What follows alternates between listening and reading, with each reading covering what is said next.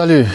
Peut-être que toi aussi tu connais ces moments de malaise où après avoir commis une gaffe, tu te sens tellement mal.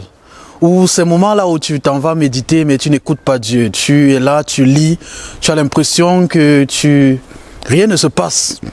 C'est comme si le cerveau était bouché. Le plus souvent, ça a trait à une conscience qui a été entravée, une conscience qui a été endommagée, une conscience qui a été endommagée par le péché, une conscience qui a été endommagée par un mensonge, par une désobéissance ou quelque chose de semblable. J'aimerais te présenter aujourd'hui un livre qui traite exactement de la thématique, la conscience, plus précisément la conscience du croyant. Est-ce que tu as déjà pris du temps d'y réfléchir? La conscience du croyant. C'est quoi la conscience du croyant? Quels sont les différents éléments qui sont en relation avec la conscience du croyant? Un homme de Dieu de renommée a dit: si tu veux écouter Dieu, tu veux écouter le Saint-Esprit te parler, tu veux écouter la voix de Dieu, commence par écouter et obéir à ta conscience. Parce que la conscience, c'est là que le Saint-Esprit se connecte pour te parler.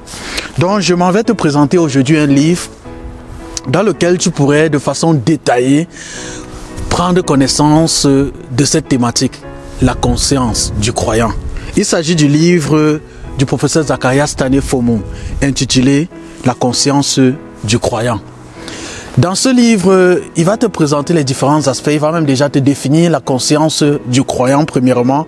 Il va te présenter les différents aspects qui sont en relation avec la conscience du croyant.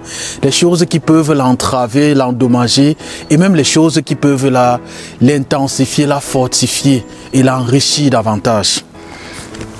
Permets-moi de te lire la quatrième de couverture pour avoir déjà une idée du contenu.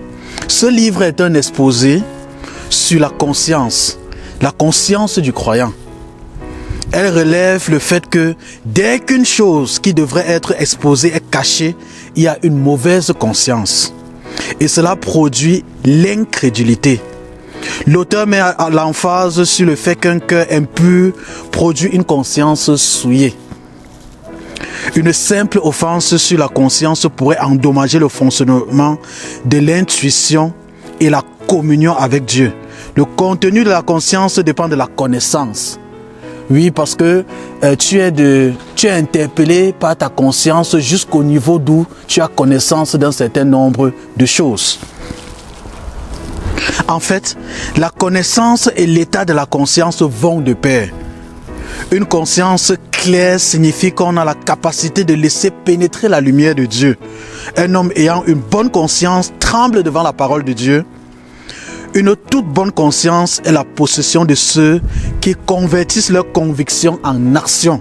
Quand Dieu te parle, après avoir écouté Dieu, après avoir été interpellé par le Saint-Esprit, au travers de ta conscience, tu obéis. Tu traduis ce que tu as écouté, les directives reçues en action, l'obéissance. Veux-tu marcher avec une bonne conscience claire et bonne devant Dieu?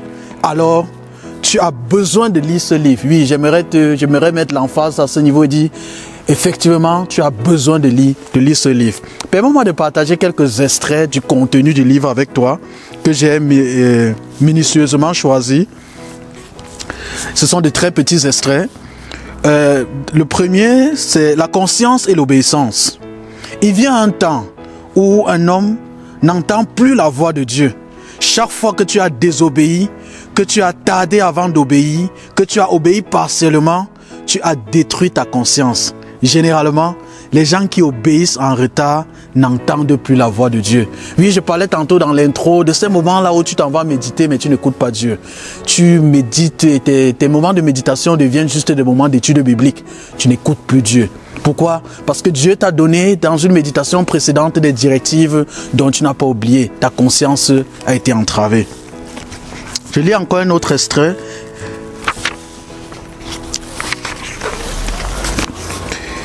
L'esprit, l'âme et le corps. Dans cet extrait où j'ai choisi de partager avec toi, le professeur Zacharias Stanley Fomon présente les trois entités de l'être humain.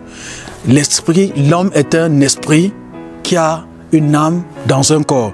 L'esprit a trois composantes: la communion, l'intuition et la conscience. C'est avec ça que tu communiques avec l'Esprit de Dieu. Et l'âme, c'est le centre des émotions. Là s'y trouve aussi la pensée et surtout la volonté. Le corps un ensemble de muscles, des os, du sang et de tous les autres composantes physiques. La puissance de communier avec Dieu,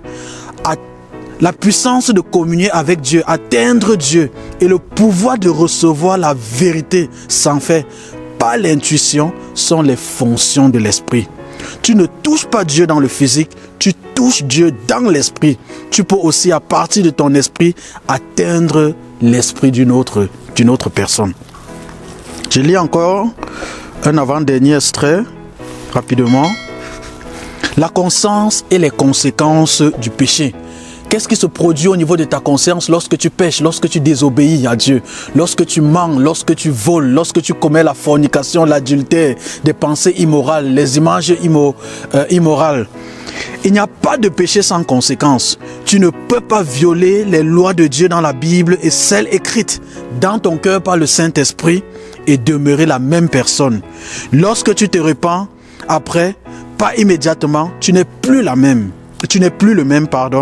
La vie chrétienne a été faite pour qu'on y marche en totale et immédiate obéissance à Jésus.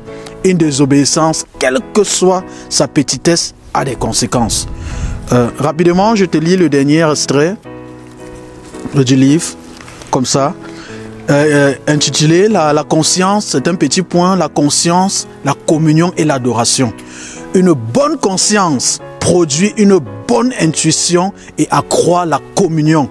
Cette profonde atteinte en fusion est la meilleure chose qui peut se produire de ce côté du ciel. C'est l'adoration. L'adoration vient de l'esprit, des gens qui vivent dans la présence de Dieu. Elle n'émane ni de la chair ni du talent. Elle ne provient ni de l'âme ni du corps. Dans l'adoration, l'esprit atteint Dieu en communion et se fond en lui. Oh, combien la joie d'adorer en esprit est complètement différente du mouvement du corps. Si tu as été interpellé par les extraits dont j'ai partagé avec toi, procure-toi une copie du livre « La conscience du croyant ». Lis-le et tu seras véritablement béni. Ainsi, tu pourras vivre dans une communion plus intense avec Dieu. Procure-toi une copie, lis-le, je suis persuadé qu'elle va changer ta relation avec Dieu. D'ici là, porte-toi bien, que le Seigneur te bénisse. Si tu as des difficultés à te trouver ou te procurer une copie, laisse-nous un commentaire et nous nous ferons le plaisir de t'aider. Ces copies sont disponibles dans nos différentes églises et aussi sur Internet, sur plusieurs plateformes, sous forme électronique, par exemple en version Kindle. Que le Seigneur te bénisse. Ciao!